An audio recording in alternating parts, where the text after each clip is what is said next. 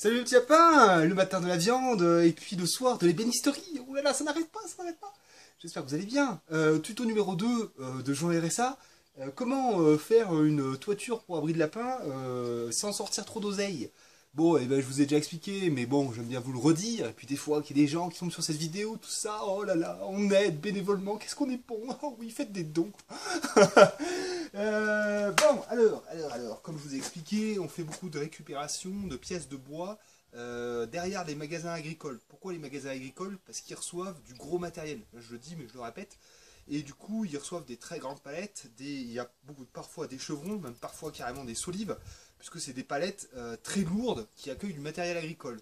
Donc si vous allez derrière, vous allez trouver pas mal de pièces de bois intéressantes. Et donc nous, c'est ce qu'on fait régulièrement. Pas trop non plus, parce que on n'a pas une place illimitée, et après c'est la gitane. Donc voilà, alors fais attention au micro. Donc voilà, donc on avait récupéré ces sections de bois. Donc vous voyez là, on les a coupées, on leur a fait un espèce, comment on appelle ça déjà? Je ne me souviens plus. Un sifflet. Un sifflet, on les a coupés en sifflet, voilà, parce que ça va faire... oui, ça va faire la toiture, je vais vous montrer après, on fera une petite vidéo de fin. Par contre, ça c'était des choses qu'on avait payées, ça c'est un 6-8 standard. Et par contre, donc, le gros désavantage, c'est que derrière, il va falloir des outils, parce que c'est tout dépareillé, il y a des clous, il y a plein de machins, donc le truc, c'est que c'est gratuit, mais derrière, il faut mettre du travail, des heures pour raffiner. Donc celle-là, il a fallu que je les rabote pour qu'elles soient à peu près au même niveau que les 6-8, parce que après vous allez comprendre après pourquoi. Tout ça, oh là là, permaculture, je rabote une pièce, et ensuite deux actions pour une seule, puisque ça, eh bien, ça ira dans mes toilettes sèches. Et mes toilettes sèches, après, iront dans mon potager pour fertiliser. Oh là là, quel cycle! C'est le cycle de la vie. Bon, désolé. Donc voilà, donc j'ai 3 pièces comme ça. Pour les fixer sur le ciment de mes cages à lapin, ça va être collé, parce que je ne vais pas aller fixer ça dans mon béton au perfo, ça va tout masiveler. Donc sur la cage ciment, bon gros trait de silica, hop, on plaque ça dessus, ça a une bonne résistance à l'arrachement. Le polymère ou silica, polymère, je crois que j'ai plus que de la polymère. Alors la polymère et le silica, normalement, vous allez en entendre parler beaucoup parce que c'est un produit qui convient très bien et pour les joints et pour le collage. Avec une préférence maintenant pour le silica. J'avais une préférence avant pour la polymère, mais l'expérience fait que je me dirige maintenant plutôt vers la PU. La polymère c'est très bien, mais je trouve que c'est fragile, c'est trop souple, ça vieillit assez mal. Les transparents ont tendance à jaunir un peu, donc voilà. Bon bref, mais en tout cas, donc étanché, collé, donc la polymère, et je sais plus, la résistance à l'arrachement. Je sais plus, c'est marqué normalement en kilos au mètre carré. Oui, bon, on s'en est rendu compte pour la salle de bain qu'on a dû refaire. Résistance, ouais, non, il ne le marque pas, mais normalement vous avez une. Ah putain, normalement il y a la tenue au mètre carré. Mais bon, là c'est pas indiqué. Celle-ci, normalement, elle est plutôt faite pour faire les joints, mais on peut y aller aussi avec. Donc tout ça, c'est des fins de cartouches qu'on va utiliser. Mais bon, bref, excusez-moi, je fais des. Hop là. Donc là, on a de la polymère, on va utiliser de la polymère. Si j'avais rien, j'y ferai au silica. On collera ces pièces de bois sur le béton des cages à lapin. Ensuite, dessus, nous, c'est ce qu'on a. Donc, on va faire avec des planches. Voilà, des belles planches de palette bien dégueulasses, bien fragiles. Ça pèse rien, ça s'appelle en 2 secondes, c'est de la merde. Mais pour ce qu'on va faire, ça sera très bien. Donc voilà, donc ces planches-là, on les a, on a enlevé tous les clous qu'il y avait dessus, on les a recoupées bien nettes, et ça, eh bien, ça va venir faire notre volige. On va venir placer ça comme ça. Voilà, et ça fera notre volige. Gratuit, pas cher. Et ensuite, sur cette volige, eh bien, qu'est-ce que nous allons faire? Oh là là, oh là là, oh là, je suis impatient de savoir la suite, Alexis. Ah oui, bah faites des dons. Eh bien, alors par contre, là, c'est pas 0 €, on a acheté les tôles, les tôles, j'ai pas moyen de les avoir gratuitement. Si, il y avait celle de l'abri de jardin, c'était des tôles ondulées Calva. Ça se trouve des fois en fond de grange, mais bon, c'est pas pour. Et donc voilà, donc on a acheté ça. Je voulais les mêmes que l'abri de jardin. J'avais envie de faire la même couleur et tout, mais bon, il n'avait pas. C'est ça le truc à Trioulaire, c'est qu'il y a beaucoup de choses, à des prix pas trop mal, mais tu prends un peu ce qu'il y a sur le moment, quoi. Donc voilà, donc je sais pas quel est le râle de ça, mais bon voilà. Et donc on aura une belle fixation qui sera pas de la même couleur, parce qu'on avait acheté des fixations de la couleur des anciennes tôles. Enfin bon, on s'en fout, c'est pas bien grave. L'idéal, enfin, il faut qu'à la fin, même si c'est un peu dépareillé, ça soit propre et surtout que ça tienne bien. Voilà, donc récupération de bois, derrière de l'outillage hein, pour raffiner tout ça, et ensuite du temps, un peu de savoir-faire, et puis on arrivera à un bon résultat. Voilà mes petits lapins, je vous laisse, je vous reprends dans un petit moment pour vous montrer les fruits de notre travail, de notre dur labeur. À tout à l'heure.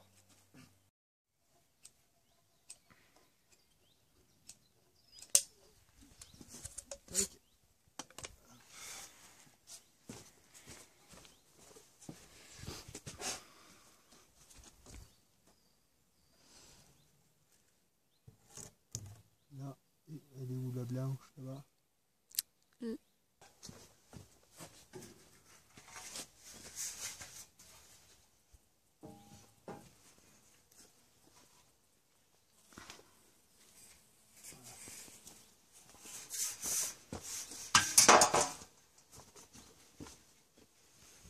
Re mes petits lapins, on arrive sur la fin du chantier. J'espère que ça va pas faire du glou-glou dans le micro parce qu'il y a plein de vent.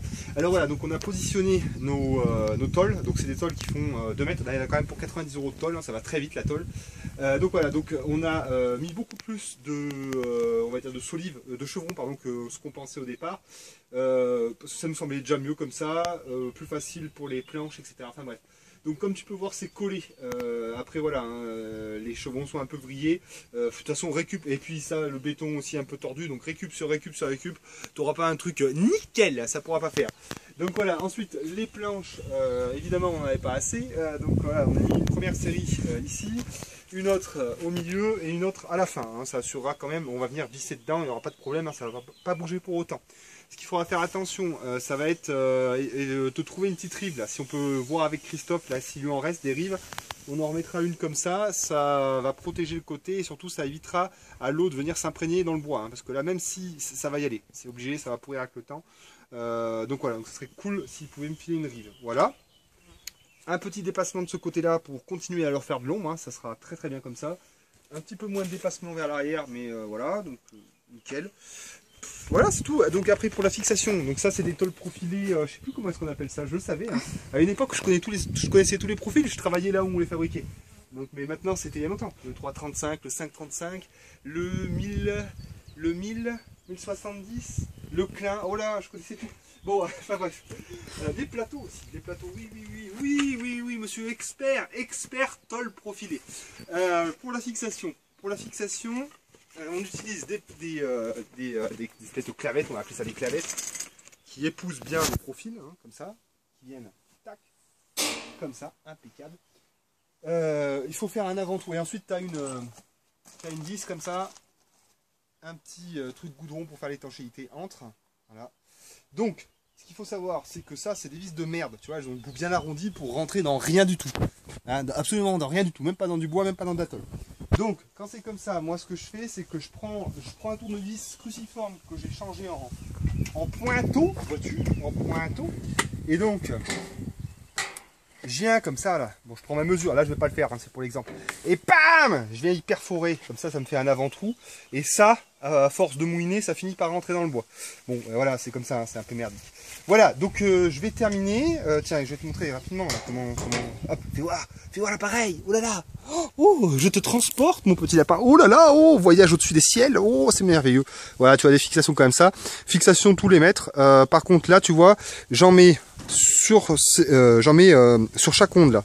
Au niveau des bords, parce que ce qui se passe c'est que le vent il va venir chercher là et il va venir y soulever comme ça et puis il va tout défoncer. Donc là j'en mets sur les 2 premières ondes à chaque extrémité, j'en mets comme ça, je suis sûr que ça bougera pas.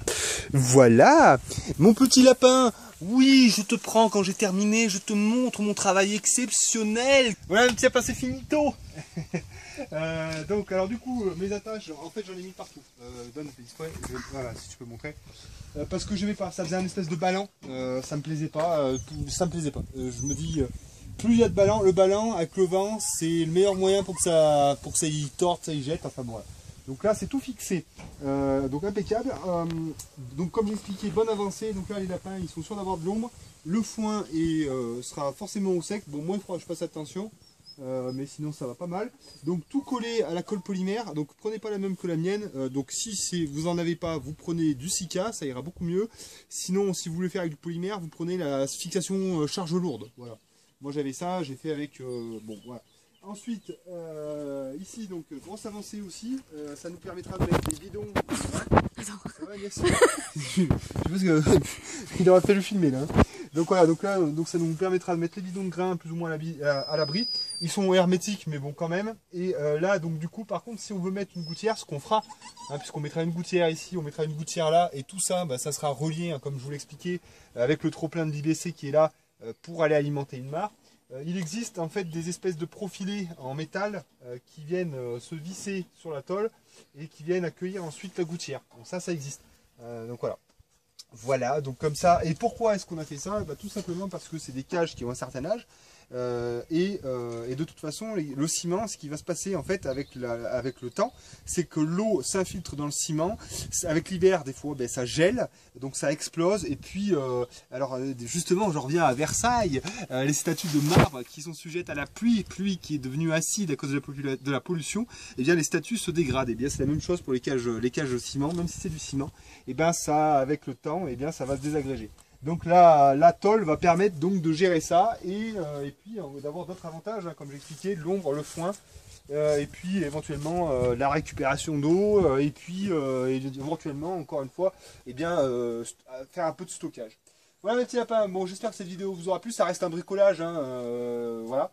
Mais j'ai pas de crainte, hein, donc vous verrez, si vous me voyez pleurer que ça s'est envolé, eh ben, on pourra dire que le polymère ça tient pas.